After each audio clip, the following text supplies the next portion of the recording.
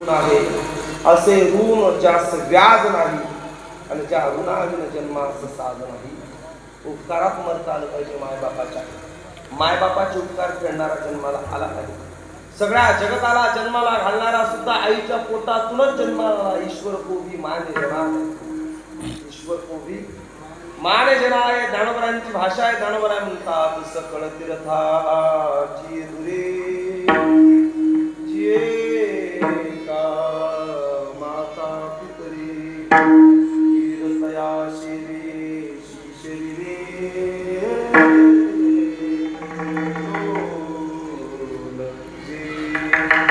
तुम्हाला एक सांगू,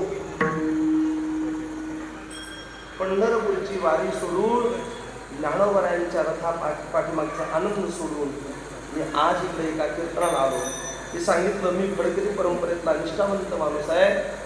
देह गेला तरी हरकत नाही, देह जावं अथवा राहो, पांडुरंगी तेवढं भावो. पण एवढं सगळं सोडून मी इकडे आलो. मी सांगितलं तुम्हाला, आलेली बरीच वारकरी मंडळी यांच्या टाळकरी आमची वारी सोडून आले. कोणी सोबत चालतं. मी प्रारंभी एक वाक्य बोललो,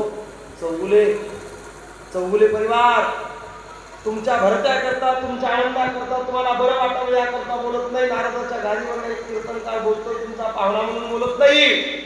सत्य वाक्य पुन्हा एकदा सांगतो, एवढी निष्ठावान वारकरी निष्ठेचा प्रवास करून आज इथे कीर्तनाला उपस्थित आहेत. 100% आईची पुण्याई निष्ठेपेक्षा मोठी होती म्हणून हजारो लोक आज मंडपात आहेत. ज्ञानोबरायांच्या आई वडिलांनी देहांत प्रायश्चित्त केलं आणि आज ज्ञानोबराय एवढ्या रथात बसतात. आईच्या त्यागामुळे ज्ञानोबराय वैयक्तिक मोठे होते यात तिला मात्र शंका नाही. ज्ञानोबरायांचा त्याग समर्पण मोठं होतं यात तिला मात्र शंका नाही. पण एवढा त्याग, एवढा संघर्ष ज्ञानोबरायांच्या जीवनात येऊन उजळण्याकरता सर्वात पहिला त्याग हा आईचा आहे. मातृत्वाच्या त्यागा एवढं जगाच्या पाठीवर काही नाही बुवा, काही नाही. म्हणून मला वाटतं एक लोटा जल सब समस्याओं का हल. सकाळी 4 वाजता मंदिरात जाऊन महादेवाला पाणी घालणारा पोरगा ज्या दिवशी उठल्या सकाळी 4 वाजता आपल्या आईच्या पायावर तांब्यावरून पाणी टाकेल, मला असं वाटतं एखाद्या राजकारण्याच्या वाढदिवसाला जाऊन अंगात बाटली भर रक्त देणारा पोरगा ज्या दिवशी घरात थकलेल्या आईला तांब्या भरून पाणी देईल त्या दिवशी आमच्या कीर्तनाचं सार्थक. विचाराचा बुवा आहे.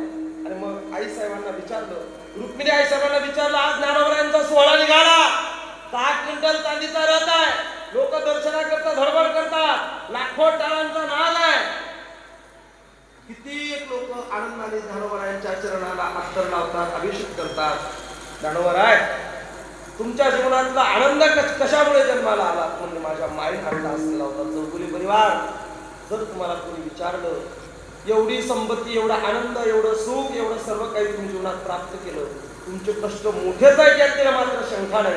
पण या कष्टाला दुजोरा देणारी सर्वात मोठी पुण्याई ही परमात्म्याच्या गळ्यात बांधलेलं जे फुल असतं का तुळशीचं, त्या फुलाचं नाव मंजुळा असतं. मंजुळा परमात्म्याच्या गळ्यात गेल्याचा परिणाम. चौगुले परिवार तुम्हाला आनंदाची प्राप्ती आहे. तुमच्या जीवनातला आनंद म्हणजे आईसाहेबांचा तास आहे. आणि आज त्यांच्या वर्षा श्राद्धाच्या कार्यक्रमाकडे